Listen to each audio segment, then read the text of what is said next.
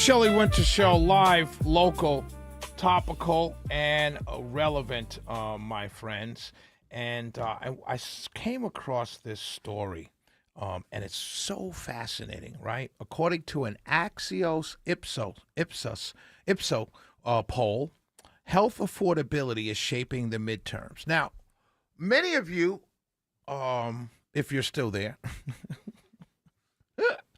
many of you were extremely upset at me for my endorsement of Senator John Ossoff. And as I said to all of you that night, or the next night, or on social media, you could follow me on social media. It's Shelley Winter, SHELLEY, WYNTER. I'm on Facebook and Shelley Winter 1 on Twitter, and Shelley Winter Show on Instagram. I'm on all of those platforms. Many of you came at me. You're disappointed. You're yelling at me. Some of you are outright mad. Some people. There's one lady I've known for years who basically cursed me out like she never met me before in her life. It's really distressing. But one of the things that I told you, one of the reasons that I said to you why I was endorsing Senator John Ossoff for re-election is because of health care. And one of the things that I talked about, not only that night, but I've talked about many times, is the fact that Republicans with the House, with the Senate, with the White House, we still don't have a health care plan from them, right? So we have the horrible Obamacare that everybody says, oh, it's so horrible, it's the worst thing ever. But we still don't have a countermeasure, a counter policy, right, from the Republicans. And they've been in charge before. Lost control, gain control, lost control, gain control. But nothing's come of it. And so this poll comes out, and so I, going back to what I started with, I endorsed the senator for re-election because he's talking about health care affordability. He's talking about trying to keep rural hospitals open. He's talking about it. Now, whether you agree with his policy fix or not, I don't hear us talking about it. That's a problem for me. And I said that a couple days ago. And then I'm doing show prep today, and I come across this poll. Majorities of Americans say they're more likely to vote for candidates in November who support ideas to lower their health cost, according to the latest Axios Ipsos American Health Index. Let me repeat that to you, because it's very important. Majorities of Americans say they're more likely to vote for candidates in November who support ideas to lower their health cost.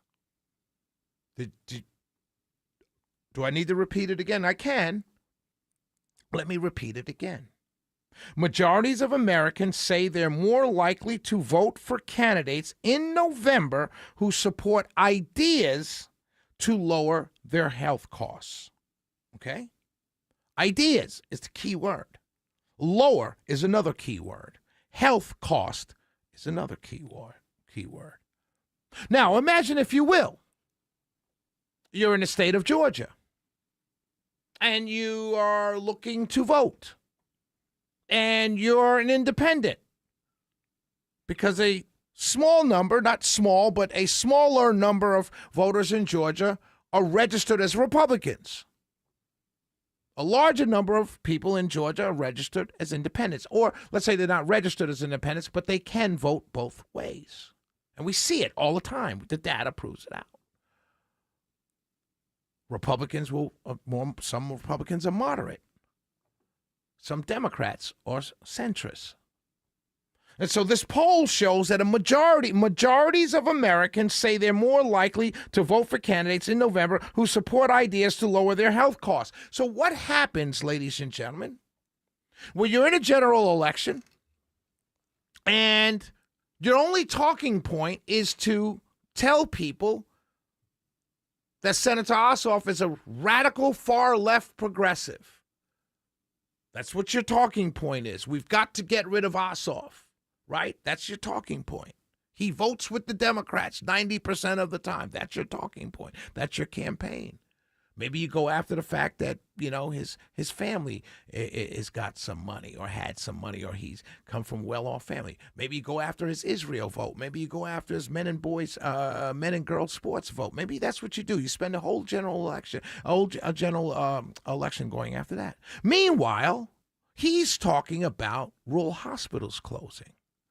He's telling people as he's on a campaign trail, he's saying, hey, I'm fighting to reopen or keep open rural hospitals because they're closing. 21 have closed since in the last 21 years.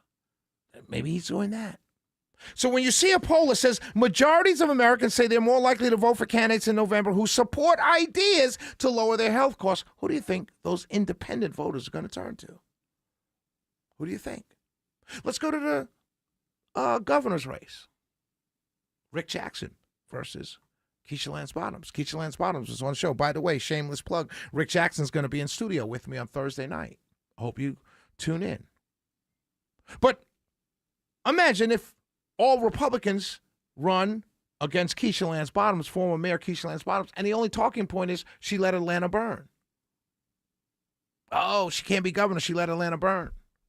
She'll be a disaster for Atlanta. All of these things that I've heard. Right? That I've heard from Republicans. She let Atlanta burn. Sequoia Turner. Right? This is what, right? Imagine if that is. But she's going around the state saying, we need to expand Medicaid because I want to lower your health cost.